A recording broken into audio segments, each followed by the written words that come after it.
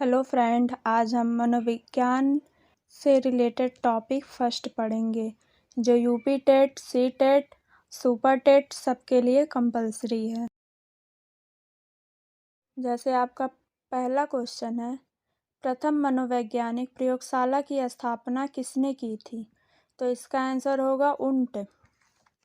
Germany के चिकित्सक दार्शनिक प्राध्यापक विल्हेम मैक्सिमिलियन वुंट को आधुनिक मनोविज्ञान का जनक माना जाता है। वुंट ने मनोविज्ञान को विज्ञान माना और उन्होंने ही सबसे पहले अपने आप को मनोवैज्ञानिक कहा।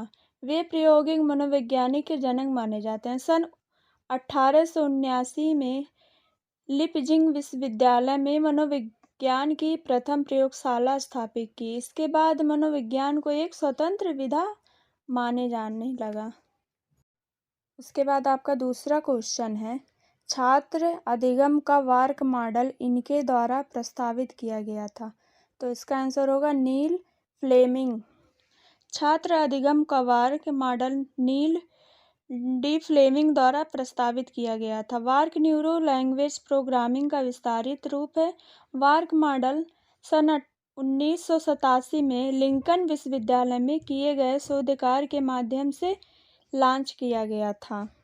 उसके बाद आपका तीसरा क्वेश्चन है, बच्चे की वृद्धि मुख्यतः संबंधित है। इसका आंसर होगा शारीरिक विकास से। बच्चे की वृद्धि मुख्यतः शारीरिक विकास से संबंधित होती है। दूसरे शब्दों में कोशिकाओं की गुणवत्ता वृद्धि ही अभिवृद्धि कहलाती है अथवा व्यक्ति के स्वाभाविक विकास को वृद्धि कहा जाता है। के बाद आपका चौथा क्वेश्चन है, निम्नलिखित में से कौन शिक्षा मनोविज्ञान की प्रकृति है? तो इसका आंसर होगा विद्यात्मक विज्ञान। शिक्षा मनोविज्ञान न पूर्ण रूप से कला और न ही पूर्ण विज्ञान, बल्कि यह कला और विज्ञान दोनों है। शिक्षक अपने कला और कौशल से बालकों में अध्ययन के प्रति रुचि उत्पन्न करता है तथा बालक अपनी रुचि, अभिप्रेरणा, आवश्यकता अनुसार अधिगम प्रक्रिया में भाग लेता है, इसलिए इसे विद्यात्मक विज्ञान भी कहा जाता है। तो आपका पांचवा क्वेश्चन है, शिक्षा मनोविज्ञान की दृष्टि से निम्नलिखित में से कौन सा कथन सत्य है? इसका आंसर होगा बच्चे अपने ज्ञान का स्वयं सृजन करते हैं। शिक्षा मनोविज्ञान की दृष्टि से बच्चे अपने ज्ञान का सृजन स्वयं करते हैं, अर्थात बच्चों को सिखाने के लिए मात्र अधिगम परिस्थिति की उपस्थिति आवश्यक होती तथा उन्हें अधिगम के लिए प्रोत्साहित करने की आवश्यकता होती है, जिसमें बच्चे स्वयं सक्रिय सहभागिता द्वारा अधिगम अनुभव प्राप्त। आपका छठवां क्वेश्चन है, एक शिक्षक को अपने विद्यार्थियों की क्षमताओं को समझने का प्रयास करना चाहिए। निम्नलिखित में से कौन सा क्षेत्र इस उद्देश्य के साथ संबद्ध है? इसका आंसर होगा शिक्षा मनोविज्ञान। शिक्षा मनोविज्ञान शैक्षिक परिस्थितियों में बालक के व्यवहार का अध्ययन करके शिक्षण अधिगम प्रक्रिया को सरल, सुगम तथा प्रभावी बनाने का विज्ञान है। इसमें शिक्षक अपने विद्यार्थियों की क्षमताओं को समझने का प्रयास करता है तथा उसी अनुरूप उसमें सुधार करने का प्रयास करता है। उसके बाद आपका सातवां क्वेश्चन है, शिक्षा मनोविज्ञान है, तो इसका आंसर होगा मानक विज्ञान। शिक्षा मनोविज्ञान एक मानक विज्ञान है जिसमें व्यक्ति को लक्ष्य केंद्रित शिक्षा दी जाती है। इसके द्वारा मानव व्यवहार को परिवर्तित मनचाही दिशा में मोड़ा जा सकता है। आठवां क्वेश्चन है, प्रारंभ में आत्मा का प्रयोग किस शास्त्र में किया जाता था? इसका आंसर होगा दर्शन शास्त्र। दर्शन शास्त्र वह ज्ञान है जो परम सत्य और प्रकृति के सिद्धांतों और उनके कारणों की विवेचना करता है।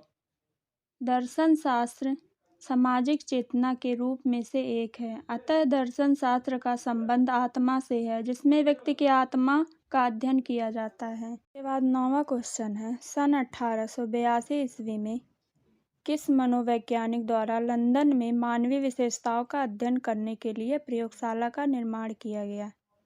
इसका आंसर होगा अल्फ्रेड बीने। अल्फ्रेड बीने ने सन 1882 में लंदन में मानवीय विशेषताओं का अध्ययन करने के लिए प्रयोगशाला का निर्माण किया था। उसके बाद आपका 10वां क्वेश्चन है, शिक्षा मनोविज्ञान का अध्ययन अध्यापक को इसलिए करना चाहिए क्योंकि? इसका आंसर होगा इसकी सहायता से अपने शिक्षण को अधिक प्रभावशाली बना सकते। उसके बाद आपका 11वां क्वेश्चन है, मनोविज्ञान प्रारंभ में किस विषय का अंग था? इसका आंसर होगा दर्शन शास्त्र। मनोविज्ञान प्रारंभ में दर्शन शास्त्र का विषय हुआ करता था। मनोविज्ञान का जन्म ही दर्शन शास्त्र से हुआ, इसलिए मनोविज्ञान का प्रारंभिक विषय आत्मा रहा है। इसके बाद आपका 12वां क्वेश्चन है, औपचारिक वातावरण में होने वाले अधिगम के द्वारा अध्ययन किया जाता है। इसका आंसर होगा शिक्षा मनोविज्ञान। औपचारिक वातावरण में होने वाले अधिगम का शिक्षा मनोविज्ञानी द्वारा अध्ययन किया जाता है। शिक्षा मनोविज्ञान मानव व्यवहार का शैक्षणिक परिस्थितियों में अध्ययन करता है। इसका संबंध उन मानव व्यवहारों और व्यक्तित्व के अध्ययन से है जिनका उत्थान, विकास और मार्गदर्शन शिक्षा की प्रक्रिया द्वारा होता है। अगर आपको वीडियो पसंद आया हो तो लाइक, शेयर और सब्सक्राइब करना ना भूलें।